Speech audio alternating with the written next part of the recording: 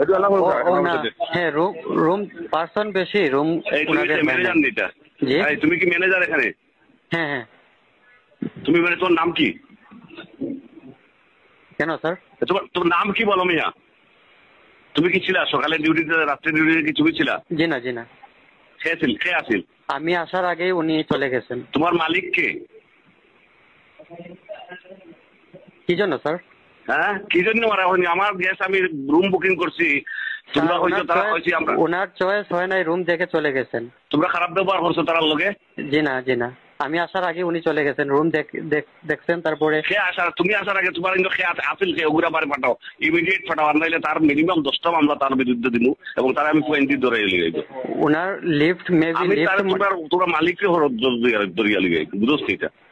আমি দাদার বাচ্চাই আমার পরিচয় দেওয়া পরে তোমরা আমার গেস্টে ওটা ইয়ে করছো। স্যার ওনার তো রুম চয়েস হয় নাই, তারপরে লিফট। কি তোর মালিকের নাম্বার দে, তোর মালিকের নাম্বার দে।